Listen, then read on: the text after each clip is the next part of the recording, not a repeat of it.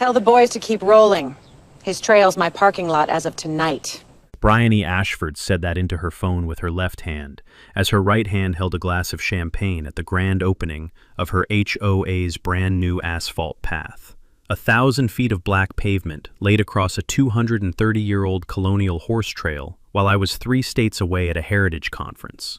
Behind her, a yellow excavator was still idling over a pile of broken stone mile markers her crew had chainsaw snapped out of the ground and tossed into a rented dumpster. My grandmother's handwriting was on one of those markers. My 15-year-old son Reese had ridden that trail every morning for 9 years. She thought I was just a guy with horses. She didn't know I was Pennsylvania's state heritage officer for 3 counties. And she didn't know the trail she'd just paved had carried escaped slaves to freedom in 1849. What would you have done? And where are you watching from tonight? My name is Silas Whitmore. I'm 51 years old. I live on a 28-acre farm in the rolling part of Chester County, Pennsylvania. And for 19 years, I've worked for the state as a historic preservation officer. My district covers Chester, Lancaster, and Berks counties. Old Quaker farm country, covered bridges, stone walls laid in 1732. I walk other people's property for a living, figuring out what deserves protection. I never expected to need to protect my own. The farm came to me from my grandmother, Ruth Whitmore, who spent the last 15 years of her life quietly entering Pennsylvania back roads onto the state's inventory of historic trails. Her handwriting is on hundreds of registry forms at the state archives. She died in 2009, holding my hand. She left me the farm, her riding boots, and a Morgan mare named Atlas she had rescued from a police auction the year before. Atlas is a chestnut, 15-2 hands, scar on her right fetlock from her patrol days, the most patient horse I have ever known. My son rides her every morning at 7. My son's name is Reese. He's 15 this month. He has autism, high-functioning, verbal, steady, brave, and absolutely dependent on routine to feel safe in the world. When his mother Naomi passed 4 years ago from breast cancer, he stopped talking for 9 weeks. The first thing that brought him back was Atlas. Every morning, rain or snow, Reese rode Atlas down the old horse trail behind our south pasture. 900 feet of dirt and leaf mold path, worn into a shallow groove by 2 centuries of hooves, lined with hand-set stone mile markers that were placed there in the 1790s, when this road was a colonial post route between Lancaster and Philadelphia. Grandma had registered the trail federally under the National Trails System Act in 2004. She had also, quietly, helped document a second layer of its history, which I'll come back to later. That trail was Reese's daily medicine. On the north side of our back pasture, a luxury subdivision called Hunt Club Meadows had gone up in 2013. 180 colonial-style McMansions around a stocked pond and a clubhouse that served brunch. For 11 years, the relationship between the farm and the subdivision had been unremarkable. Kids waved at Reese on his horse. Walkers asked politely if they could stroll down the trail. I said yes, quietly, because heritage access was part of my work, and I'd rather say yes than be a man who said no. Then, 2 years ago, Bryony Ashford and her husband Lionel bought the biggest house in Hunt Club Meadows, and Bryony ran unopposed for HOA president on a platform called Hunt Club Forward. I met her twice. The first time, in line at the Unionville Farmers Market, she told me my fence needed painting. The second time, at the Chester County Equestrian Council fundraiser, she told me Hunt Club Meadows was considering activating the trail as a community asset. I told her, politely, that the trail was private, federally listed, and that any alteration would require state and federal consultation. She smiled the small, tight smile of a woman who has just decided she doesn't like you. In early October, I flew to Savannah for the National Preservation Officers Conference. Reese went to stay with his Aunt Willa for the week, the first time he'd slept away from me in 4 years. He was anxious but proud. He told me he'd written a short essay for school titled, "My Horse and My Trail." I kissed his forehead at the airport and told him I'd be back Friday. I came home on Friday evening, at dusk, into a world I didn't recognize. The driveway lights were on. Good. The porch light was off. Strange. I rolled down my window as I turned the last bend of our gravel drive, and on the wind, I caught a smell I did not expect. Hot asphalt. The sharp petroleum sting of a freshly laid driveway at a hotel. Here, on my farm. I killed the headlights and coasted the last 100 feet. The back pasture lights, which I had never installed, were glaring across my south field. I could see, clearly, a new black asphalt strip running the length of the trail behind the Hunt Club Meadows property line. I estimated, without meaning to, 1,100 feet of paved surface, 10 feet wide, fresh enough that it still glistened under moisture. Where the southern mile marker should have stood, the 1797 stone that my grandmother had personally recorded with the state, there was only dirt. Bare, churned dirt, and a yellow excavator parked 10 feet past my property line. I did not get out of the truck immediately. I sat in the cab with both hands on the wheel. My chest did a slow, familiar, completely unhelpful thing. It was the same sensation I'd had in the hospital parking lot the day Naomi died, 4 Novembers ago. My phone rang. It was Aunt Willa, Reese's voice in the background asking for me. "Silas, are you home? I'm sorry, I couldn't hold him any longer. He wanted to come home tonight. Is Friday still okay?" "Yes, Friday is still okay. Can you keep him one more night?" A pause. "Is everything all right?" "No." She did not ask. She said, "I'll tell him you had a late work thing. See you in the morning." I hung up. I got out of the truck. I walked, carefully, to the beginning of the asphalt strip. I knelt. I touched the surface. Warm, not set yet, poured within the last 12 hours. Then I walked 300 yards through the field to the Hunt Club Meadows clubhouse, where a string of little white lights was blinking over the patio, and where I could already hear laughter. Bryony Ashford was in the center of the patio, in a cream wool coat, holding a champagne flute. Behind her, an oversized banner read, "Hunt Club Meadows Community Connector, Grand Opening." Her husband Lionel, bald and florid, stood beside her in a navy blazer with a pocket square. Maybe 30 residents milled around. A caterer was pouring Prosecco out of a silver ice bucket. I walked into the light. The conversation dipped. Bryony turned. "Oh, Mr. Whitmore, you're back early. Mrs. Ashford, who authorized the paving of that trail?" "The board did." She lifted her glass slightly. "Unanimous. We moved it up while you were away, as a courtesy. You seem to have strong feelings about trail business. We didn't want to burden you. That trail is my private property. It is federally registered. You have committed, I am choosing my words carefully, a documented crime." A couple of guests took a step back. Bryony smiled. "Mr. Whitmore, it's done now. The ribbon has already been cut. Let's be grown-ups about it and talk Monday, after everyone's had their coffee. We will talk Monday, through attorneys, and through the Commonwealth." Lionel spoke for the first time. "Let's not get dramatic, neighbor. I have a few friends at the county. We can straighten this out cheap." I looked at him for 4 full seconds. Then I turned and walked back through the dark to my truck. Halfway there, I realized I was still holding my conference badge lanyard, which I had not yet taken off. National Preservation Officers Conference.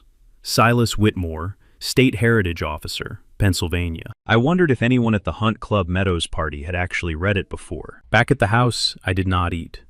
I did not shower.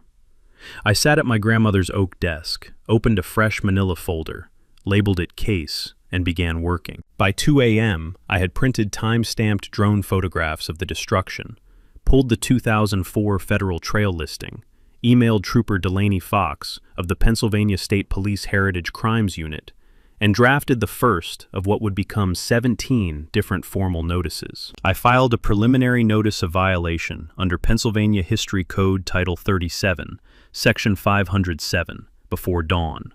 The fine under that statute starts at $25,000 per day, per resource destroyed, and accrues continuously. I pressed send. I watched the sun come up over the ruined trail through my kitchen window.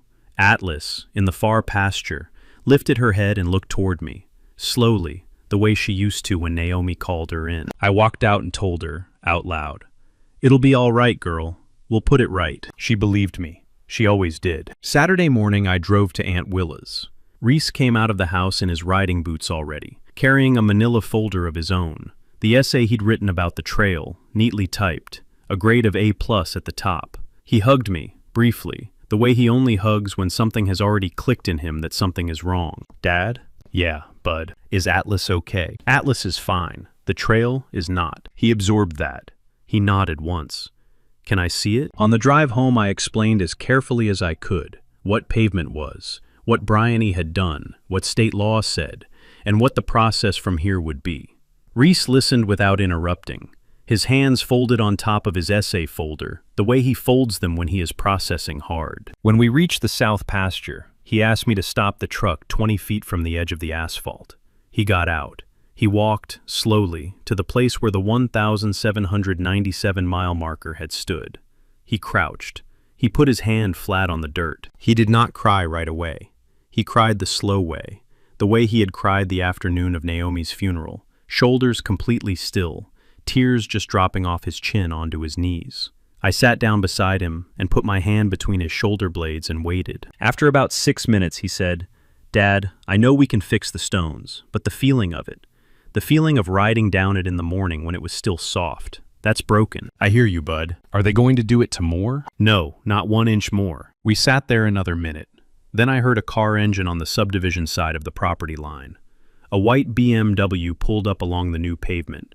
Bryony Ashford stepped out in athleisure and approached with a bright professional smile. "Mr. Whitmore, I thought we agreed on Monday." "I'm not here to talk, Mrs. Ashford. I'm here with my son." She looked at Reese for the first time. Her smile didn't change. "Oh, this must be your special son." The word special came out of her mouth the way a real estate agent says it about a house with bad plumbing. Mrs. Ashford, step back. "I'm just saying, sir, we have an open house in 40 minutes. If he could just not make a scene here, that would be helpful for the community." Reese stood up. His face was calm. His voice was not. "You destroyed my trail." "Honey, it's a community trail now." "It is not a community trail. It was registered with the Commonwealth on September 4th, 2004, under PA Title 37, Section 308. I have the registration number memorized. Do you want to hear it?" Bryony blinked. My son, who needed routine to feel safe, who had taught himself the registration numbers of every historic resource on the farm because it gave him comfort to know them, recited the registration number to her, clearly, in full, and then walked back to the truck. Bryony looked at me. I said nothing. I got up, got in the truck, and drove home. Sunday night, at 11:12 p.m., a glass bottle came through our front living room window. The motion camera caught a black Chevy Silverado fishtailing down our driveway. License plate, visible. Driver, visible. Passenger, visible and laughing. I recognized the driver immediately. He was the son of a friend of Lionel Ashford, a boy named Denton Rowe, who had already been cited twice this year for underage drinking. The passenger was an 18-year-old from the same crowd. A knowledge nugget worth saving. Most home security cameras now record continuously to cloud storage and are admissible evidence in every state. If you have a dispute with neighbors, the single best investment you can make is a $180 cloud camera on the eve of your porch. By Monday morning, Trooper Delaney Fox was sitting at my kitchen table with a coffee, taking Reese's statement about the broken window in a way so gentle that Reese actually laughed once. It was the first laugh I had heard from him in 3 days. After the trooper left, Reese turned to me with that absolutely flat expression he gets when he has made a decision. "Dad, I'd like to help you fight this." "I know you would, bud." I looked at my son. I saw Naomi in him, and I saw my grandmother, and I saw, for just a second, a version of the man he was going to become. "Okay, Reese, we'll fight this together." Monday afternoon, I drove to the Chester County Courthouse to file the formal heritage violation in person. The clerk was a woman I had known professionally for 8 years. She stamped my paperwork, gave me a receipt, and wrote, quietly, on a post-it next to the filing fee stub, "Good luck. Terrence is tangled with them." Commissioner Terrence Hollister, County Commissioner, Chairman of the Chester County Code Enforcement Oversight Board, and, a phone call to a colleague, confirmed by Tuesday, a recent golf partner of Lionel Ashford at the Chester Valley Country Club. By Wednesday, my complaint had been assigned for review by the county code officer, and the review had been immediately paused pending administrative determination. Pennsylvania has a clean procedure for situations like this. I knew the procedure because I had, twice in my career, advised other landowners to use it. I filed a formal written recusal demand against Commissioner Hollister, copy to the Pennsylvania Ethics Commission, copy to the Office of Open Records, copy to the Commonwealth's Inspector General. I attached golf club membership photographs I pulled off the club's public Instagram. A knowledge nugget worth pinning. In most states, public officials who accept gifts or benefits from parties they regulate must either recuse themselves or disclose. Filing a written recusal demand with documentation is something you do not need an attorney for. The forms are free. the officials know. 10 business days for the Ethics Commission to respond. Meanwhile, I needed to keep my own pipeline moving. I called my state office and did a small but important thing. I told my supervisor, Director Phoebe Arrington, that because the incident involved my own property, I was formally recusing myself from the case and asking her to assign it to my colleague, Senior Heritage Officer Constance Marlowe. Director Arrington had been waiting for my call.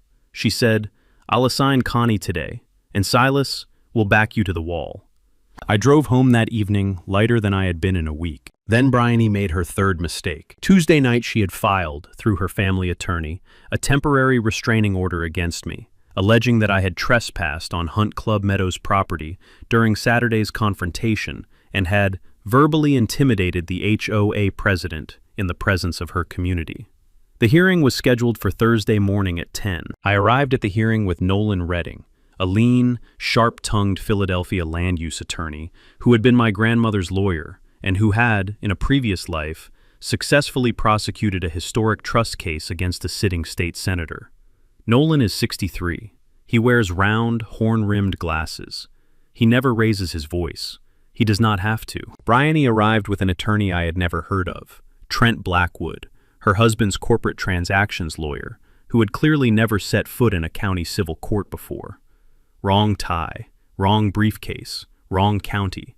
Nolan opened by submitting two pieces of evidence. First, my conference check-in record from Savannah, which placed me 430 miles away at the exact time Bryony claimed I had verbally intimidated her. Second, the drone photograph of the paving crew on my land from the Saturday, showing me walking, legally, on my own property while she stood, hers, on mine. The judge was a retired district magistrate named Judge Lenore Catchings, who had been active in the Chester County Underground Railroad Preservation Society for 22 years. She read the filing. She looked up. She looked directly at Bryony. "Mrs. Ashford, did you pave over the Whitmore Trail?" Bryony hesitated. We, the community, authorized. "Mrs. Ashford, yes or no?" "We facilitated an upgrade." Judge Catchings closed the folder. "Motion for restraining order denied. Let's consider sanctions, Mrs. Ashford, for filing a bad faith TRO based on evidence you plainly knew was false. Mr. Blackwood, you'll want to review your client's filing prior to any further litigation in this county." Trent Blackwood turned the color of spoiled milk. Bryony stood up and walked out without looking at me. On the courthouse steps, a journalist from the Daily Local News was already waiting. Her name was Pamela Quinn. She had been tipped off about the ribbon-cutting photographs circulating on Nextdoor that morning. Nolan gave her a 3-sentence on-the-record statement. "The trail behind the Whitmore farm is federally listed. The destruction is documented. The Commonwealth will hold those responsible accountable." Pamela's story ran Friday morning. By Friday afternoon, the phrase "Hunt Club Meadows" was trending on Pennsylvania Twitter. Someone had dug up the original 1849 Underground Railroad documentation of the corridor and attached it in a single devastating thread. I ate dinner with Reese that night. He ate 3 helpings of mac and cheese. He asked me if he could name the restoration fund after his grandma. "Yes, Reese," I said. "Absolutely yes." Saturday night, after Reese went to bed, I carried a cup of chamomile tea into my grandmother's office and started opening boxes I had not opened in 15 years. Grandma Ruth had been a meticulous archivist. Her filing system was organized by resource type, by county, by registry number, and, because she was Ruth Whitmore, by color-coded index tab. The green tabs meant pending. The blue tabs meant federally listed. The red tabs meant the ones she called her quiet ones. The Whitmore Trail, our trail, had 3 tabs. Green in 1997, blue in 2004, and, at the very bottom, red, dated 2007. I had never opened the red tab. Inside was a 53-page dossier, hand-indexed, in which my grandmother, with the help of Dr. Ezra Pennington of the Pennsylvania Abolition Society archives, had documented the trail as a certified corridor on the U.S. National Park Service's Network to Freedom Program, the Federal Underground Railroad Registry. The corridor, registered in 2007, ran from a Quaker safe house in Unionville, Pennsylvania, 3 miles north through our property, on the exact alignment of the horse trail, to a second safe house at the Fairborn farm, the same Fairborn family that Miss Ada Fairborn, our neighbor down the road, descended from. The dossier cited an 1849 journal entry from Ada's great-great-grandmother, a woman named Delphine Fairborn, who had walked that trail on a March night in 1849 with her infant daughters strapped to her chest, leaving slavery behind in Maryland and reaching the Whitmore safe house at dawn. I sat back in my grandmother's chair. For a long moment, I could not breathe without my eyes burning. The takeaway, and this one is worth printing out and hanging on a wall. The National Park Service's Network to Freedom program, created in 1998, provides federal protection and grant eligibility to underground railroad sites across the United States. Destruction of a listed Network to Freedom site is a federal offense. Even a single stone marker, if it is listed as a contributing resource, falls within the protection. I also realized something else. As the state heritage officer for this district, I was the official who, under Pennsylvania statute, issues the formal state notice of historic resource destruction. The notice, once issued, triggers automatic injunction, mandatory restoration, and, my favorite, a civil penalty of $25,000 per day per resource destroyed, accruing from the moment of destruction. But I could not issue that notice myself. I was the victim. I had recused. My colleague, Constance Marlowe, could. At 2 in the morning, I called Constance at her home in Harrisburg. Constance is 67 years old, a former Episcopal priest who became a heritage lawyer in her 50s, and she has exactly zero patience for petty power. She listened. She said, "Silas, I will be at your farm by 9 tomorrow morning. Bring me the red tab." I hung up. I walked outside. The stars over Chester County were enormous. Atlas was standing at the pasture fence. I stood with her for a long time, my forehead against her warm shoulder, and I told my grandmother, out loud, that I was sorry it had taken me 15 years to open her red tab, and that I was going to finish what she started. Then I went back inside and slept for 6 straight hours for the first time in a month. Constance Marlowe arrived at 8:54 Sunday morning, in a Subaru Outback with a roll of state survey tape in the passenger seat and a Federal Network to Freedom field kit in the trunk. We walked the damaged trail together in silence. She photographed. She measured. She knelt at each place where a contributing resource had been destroyed, and she made a small note in her notebook the way a coroner takes the temperature of a body. At the place where the 1,797-mile marker had stood, she stood up and looked at me evenly. "Silas, the Commonwealth is going to bring this hammer down. You understand that?" "I understand. Stand back from the case. Stay off the phone with me about it. I will handle it publicly. You will handle your son, your horse, and your testimony when the time comes." "Yes, ma'am." We walked back up to the house. She left with the red tab, a flash drive of the drone footage, and a hug from Reese that she accepted like a woman who had done more confirmations than baptisms in her former career. Over the next 11 days, a number of things happened that did not require me to be loud. Constance Marlowe issued a formal state notice of historic resource destruction.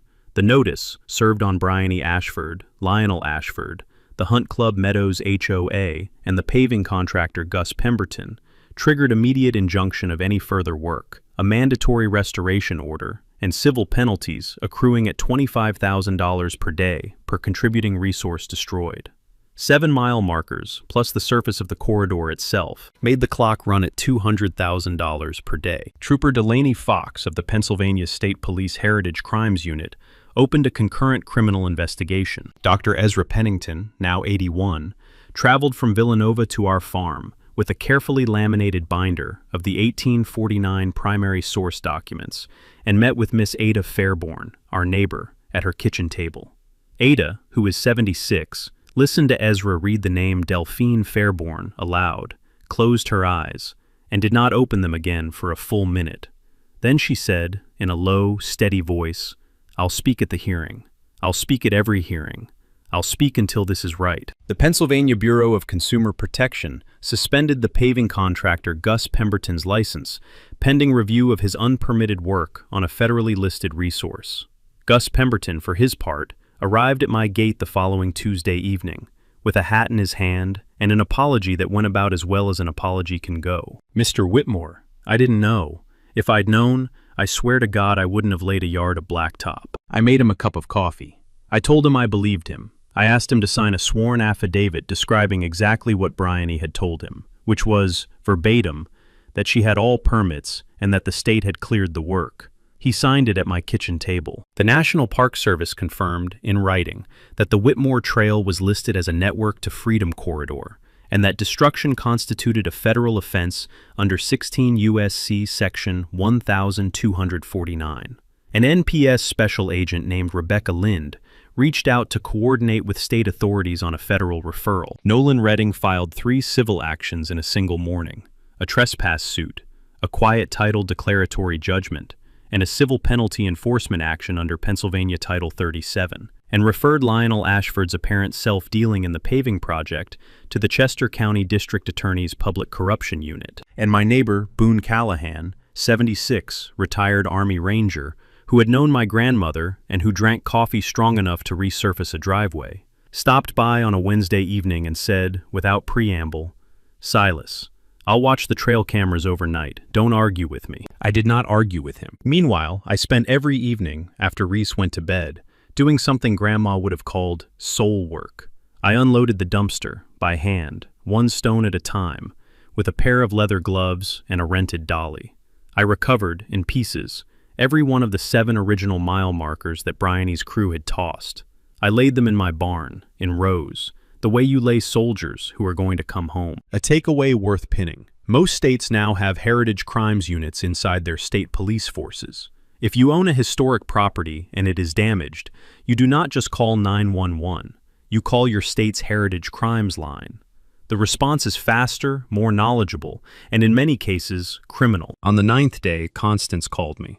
"Silas, the hearing is Thursday in Harrisburg. Bring your son." Bryony did not go quietly. No Karen ever does. On Monday morning, a letter arrived at Director Phoebe Arrington's office from an attorney at a Philadelphia law firm, alleging that State Heritage Officer Silas Whitmore had a gross conflict of interest on a case involving his own property and demanding his termination from the Commonwealth Service.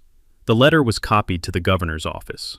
It was also copied, helpfully, to the Associated Press. Director Arrington read the letter, set it down, and called me. "Silas, you recused 9 days ago. The formal recusal memo is in your personnel file and time-stamped. I'm going to respond today." "Yes, ma'am." Her response, dictated that afternoon, was 7 sentences long. It noted the recusal. It cited the precise section of the Commonwealth's ethics manual authorizing heritage officers to take formal action to protect their own property from third-party destruction, even while recused. It offered to provide the filing firm with a copy of the destroyed Federal Registry form so they would better understand the scope of their client's liability. It ended, politely, "Please direct any further correspondence on this matter to the Office of the Attorney General." The law firm did not write back. Bryony moved to her next move. She drafted, on Hunt Club Meadows' HOA letterhead, an emergency petition to rezone the trail corridor as community-owned common area, under a provision of the HOA's covenant she misquoted by 2 words. The petition required signatures from 25% of adjacent landowners. She got most of them. Her neighbors, frightened of litigation, signed. She did not get one. Miss Ada Fairborn, whose family had lived on the farm across the road for 7 generations, walked down her drive to Bryony's mailbox with a stamped envelope, unsigned, and a short handwritten note that said, "Mrs. Ashford, I will not sign. My family's name was on that trail before yours was on a mortgage." Bryony, apparently, did not take no as an answer. 2 days later, when the petition was filed with the county, Miss Ada Fairborn's signature was on it, forged, clumsily. The F in Fairborn was done by somebody who had never watched Ada sign a check. Ada found out when a reporter called her for comment. She called me. Her voice was perfectly level, which is how I knew how furious she was. "Silas, they signed my name." "I'm sorry, Ada. Do you have a pen?" "Yes." "Write this down. Pennsylvania Crimes Code, Title 18, Section 4101, forgery of a private document, second-degree felony, and Title 18, Section 4904, unsworn falsification to authorities." "I have it." "Would you like Trooper Fox to take your statement?" "Yes." "She'll be at your house in 40 minutes. Miss Ada hung up. I called Trooper Fox. She called me back 15 minutes later, laughing in the dry way troopers laugh when a case has just gotten much simpler. "Silas, you just handed me a felony on a platter." The same week, Reese's middle school principal, Mrs. Calloway, called me with a concerned tone I had not heard from her before. Someone had called the school that morning, posing as a parent in the community, asking pointed questions about Reese's behavioral history, his disability services, his mother's death, and his father's stability. The caller ID had been a Virginia number. Mrs. Calloway had hung up. She had then, bless her, called the state police herself before calling me. Silas, I told them nothing, and my secretary traced the number. It's a VoIP service routed through a Maryland shell company. The billing account belongs to a Delaware LLC, whose registered agent is Ashford Real Estate Holdings. Lionel Ashford, a knowledge nugget worth keeping close. Impersonating a parent to obtain information about a child is a federal crime under several statutes, including the Family Educational Rights and Privacy Act enforcement provisions, and, depending on the means, federal wire fraud. Document the attempt. File it with the FBI field office. They take it seriously. I filed that report with the Philadelphia FBI field office on Friday at 3 in the afternoon. The receipt came back at 3:17.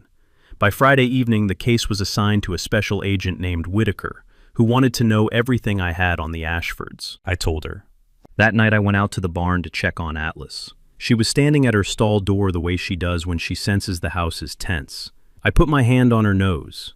I told her, in a low voice, that we were 3 days from court. She breathed out, long and slow, and leaned against my shoulder. Bryony had one more move left. In retrospect, it was her worst. On Tuesday morning, 3 days before the Harrisburg hearing, she hired a different paving crew, under a different company name, and instructed them to quietly extend the asphalt another 40 feet, under cover of a scheduled landscaping day at Hunt Club Meadows. The instruction was given in writing, over email, which is a detail I want you to hold on to. Boone Callahan, who was watching the trail cameras overnight as he had promised, called me at 4:47 in the morning. Silas, there's a paving truck on your south pasture. I'm on my way. Don't you come down. I've got it. Boone, please do not. I'm not going to hurt anybody. I'm going to stand in front of the truck holding a phone and recording. That is all. Which is exactly what Boone did. A 76-year-old retired ranger in a canvas jacket, standing in the dirt in front of a 12-ton paving vehicle at 4:53 a.m., filming in 4K, while calmly reciting the federal statute under which the crew's work constituted a felony. The paving crew left. They left fast. They did not pour an additional yard. By 7 a.m., Boone had emailed me the footage, plus the full email chain between Bryony Ashford and the paving company, because the paving company's foreman, a man named Dale Usher, had handed Boone his phone on the spot and said, "Sir, I don't want any part of this. Everything's in here. Forward whatever you need." Boone had. He had also photographed Dale's CDL and handed the phone back with a firm handshake. I am telling you that story because I want you to remember, next time you are in a fight with a Karen, that there are more decent men than her in the world, and they usually show up before breakfast. On Wednesday afternoon, a silver Dodge sedan began tailing my truck. I noticed it halfway through a routine heritage inspection in Coatesville. The driver was a middle-aged man in a windbreaker, whose face I did not recognize. He stayed 3 cars behind me on Route 82 for 11 miles. I did not confront him. I drove home along my normal route. I pulled into Boone's driveway instead of mine and stopped. Boone stepped out onto his porch. The silver Dodge slowed, hesitated at the end of the drive, and then continued past. Boone wrote the plate down with a pencil on the back of an envelope. 12 minutes later, Boone, Trooper Delaney Fox, and I were at Boone's kitchen table. Trooper Fox ran the plate. The sedan was a leased vehicle registered to Ashford Real Estate Holdings. "Okay," Trooper Fox said, "we have solicitation of private surveillance of a state officer on a file in active litigation by a defendant. That's tampering. That's obstruction. That's a state and federal issue." She made 3 calls before her coffee was cold. Reese was at home that afternoon with Aunt Willa. She called me an hour later. "Silas, Reese is fine, but a car pulled into the driveway, stopped, looked at the house, and drove off. I got the plate. It was the same plate. I drove home at the speed limit exactly, parked, walked inside, and sat down on the kitchen floor beside Reese, who was doing a 1,500-piece puzzle of a thoroughbred racehorse. He looked at me. "Dad, you're shaking a little." "I am, Bud. Should I be scared?" "No, we have the sheriff, the state police, and the FBI on our side. The Ashfords just made everything 3 times bigger than they could handle." "Dad." "Yeah, I'd like to testify on Friday, if they'll let me." "Reese, you don't have to." "I know. I want to. I looked at my son, at his hair, which still stuck up in the back the way Naomi's did, at the piece of the horse puzzle in his hand, which was the ear. If Constance says yes, I told him, you can. The Dauphin County Courthouse in Harrisburg is a 5-story granite building with a bronze statue of William Penn out front, who looks, on a gray October morning, like a man who has seen this kind of day before. The hearing was set for 9:30. By 9 o'clock, the room was so full that overflow seating had been opened in an adjacent chamber with a closed-circuit feed. Reese and I arrived at 8:45. He was wearing the navy jacket his grandmother had bought him 3 years ago, slightly too small in the shoulders. His hair was combed. His folder, labeled "My Horse and My Trail" in careful block letters, was under his arm. Behind us came Constance Marlowe in a charcoal pantsuit. Behind Constance, Director Phoebe Arrington. Behind her, Trooper Delaney Fox, in dress uniform with the PSP Heritage Crimes insignia on her collar. Behind the trooper, NPS Special Agent Rebecca Lind, in her service greens with a federal shield. Behind Agent Lind, Dr. Ezra Pennington, with an archival crate. Behind Ezra, Miss Ada Fairborn, in a purple Sunday dress, on the arm of her grandson. Behind them, Boone Callahan, in a press jacket that I suspect he had not worn since 1994. Behind Boone, Dale Usher, the paving foreman, carrying his own phone records. Behind Dale, Pamela Quinn of the Daily Local News, with a press badge. Behind Pamela, the stringers from 3 other regional papers. Behind them, 73 members of the Chester County Equestrian Council, most in riding jackets, and, at the back, 29 descendants of documented Underground Railroad passengers from 3 states. Bryony Ashford was at the defense table in a cream blazer and a face that was no longer quite her own. Lionel Ashford sat behind her in a navy 3-piece, looking smaller than I had remembered. Their attorney was a woman I had not yet met, Ms. Halliday, from a White Shoe Philadelphia firm, whose jaw tightened at the sight of the state police uniform, the federal shield, and the descendants. Judge Ketchings called the hearing to order. Constance Marlowe stood. Over the next 90 minutes, without raising her voice once, she laid the record in front of the court the way a surgeon lays instruments on a tray. The 1,797 mile markers, photographed before and after, the 2004 federal listing, the 2007 Network to Freedom dossier, the 1849 Delphine Fairborn journal entry, the drone footage of the paving, the forged Fairborn signature, the VoIP call impersonating a parent, the silver Dodge plate, the paving contractor's sworn affidavit, Lionel's emails coordinating the project with his commercial real estate partner to increase traffic access to a strip mall he was quietly developing 2 miles south, the civil penalty, now at $650,000 and climbing, the restoration cost estimate, $480,000, the federal felony referral. Then she invited Miss Ada Fairborn to speak. Miss Ada walked up to the witness stand slowly, using a cane that had belonged to her mother. She did not look at Bryony. She looked instead at the back of the courtroom, at the 29 descendants, and at her own grandson. "My great-great-grandmother," she said, "walked that trail on a night in March of 1849, with my great-grandmother strapped to her chest. She did not know if she would live to see morning. She did see morning. She was met at the Whitmore farm by Ruth Whitmore's great-grandmother, who gave her a cup of broth. I am alive because that trail was alive. I will not be alive to see my own grandchildren read my name in a newspaper for losing that trail. I will be alive for the day we plant the stones back in the ground." The room did not breathe for about 11 seconds. Then my son walked to the witness stand. He read his essay, in full, in a steady voice. He cited 3 statutes by number. He looked at Bryony exactly once and said, "Mrs. Ashford, I am autistic. I memorize registration numbers because they help me feel safe. You destroyed the thing I memorized. You cannot unmemorize me." Judge Ketchings wiped her eyes. Then Constance read the total exposure. Restoration costs, $480,000. Civil penalties, now at $675,000 and climbing. Compensatory damages to the Whitmore estate, $250,000. Federal criminal referral to the U.S. Attorney for destruction of a Network to Freedom resource. State criminal referral for forgery, obstruction, impersonation. Lionel Ashford's emails referred to the DA's public corruption unit. Paving contractor's license suspended pending full review. Bryony made a sound. Ms. Halliday rose. Your Honor, my clients would like to discuss settlement parameters, Judge Ketching said, quietly. Then you may discuss them with the Commonwealth. Court is in recess. I walked to Reese. I sat down beside him.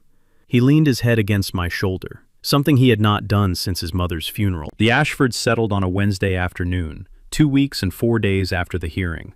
Their homeowner's insurance, after reading the file, denied coverage on the grounds that willful destruction of a federally listed historic resource is not an insurable accident. Lionel's commercial real estate partner pulled out of the strip mall project.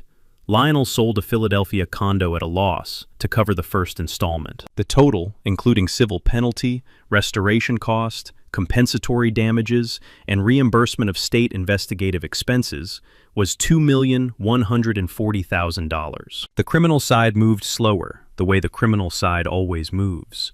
Bryony pleaded to 2 felonies, destruction of historic resources and forgery, received 18 months of supervised probation, 1,000 hours of community service, and a federal plea on the network to freedom charge that added a second tier of reporting requirements. Her community service is court-assigned to the Pennsylvania Historic Resource Inventory Project, where she is cataloging, by hand, the state's existing historic horse trails. She is, I am told, very careful with the paperwork. Lionel took the public corruption referral more seriously than his wife did. He accepted a negotiated plea that included a 10-year bar from public real estate development in the Commonwealth, restitution to the taxpayers of Chester County, and a $100,000 donation to the PA Abolition Society archives. Their house in Hunt Club Meadows went to short sale. They moved to Delaware. They did not leave a forwarding address. I did not spend the settlement on myself. I set aside Reese's college fund, because his grandmother would have, and because his mother would have. I paid Nolan Redding his fee, which was a fraction of what he was worth. I paid Boone Callahan back for the trail cameras and the overnight coffee. Then I took the rest to a meeting at Miss Ada Fairborn's kitchen table, where we built something I am going to be proud of for the rest of my life. The Whitmore Heritage Trail Trust. It does 4 things. It restores and maintains the trail with period-accurate stone and gravel, open to any non-motorized traveler who respects the ground.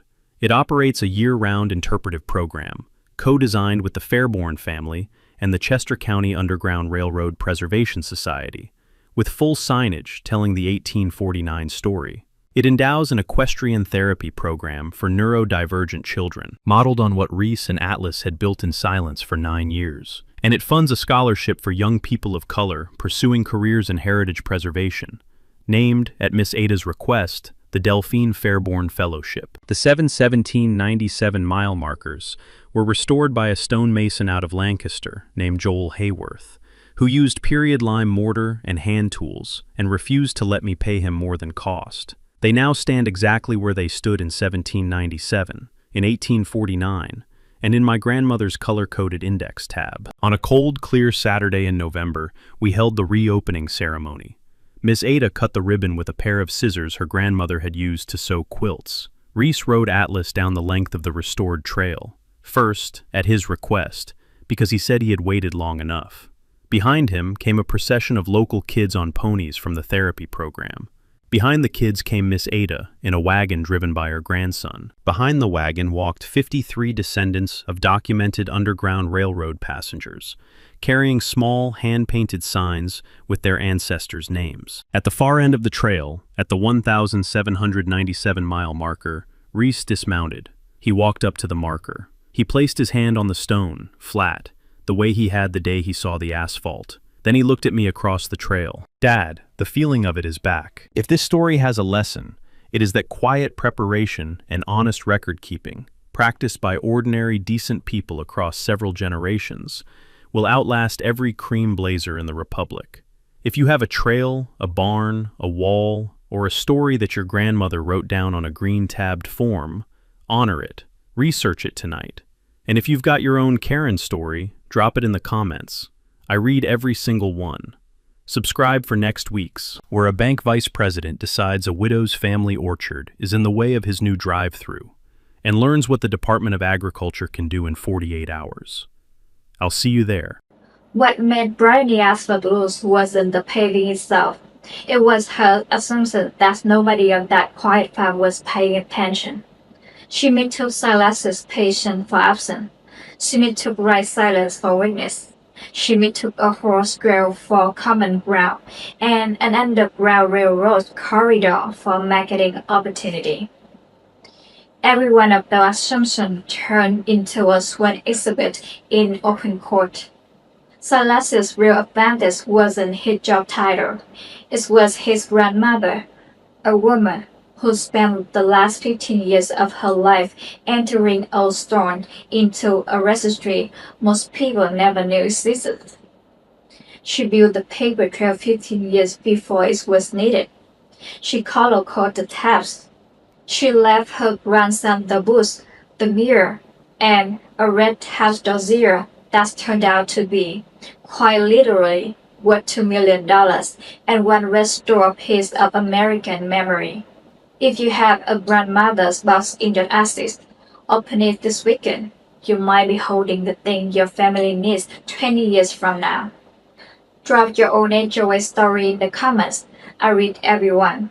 Subscribe for next week, where a bank vice president decides a Windows family orchard is in the way of his new drive-thru, and learns what the Department of Agriculture can do in 48 hours. See you there.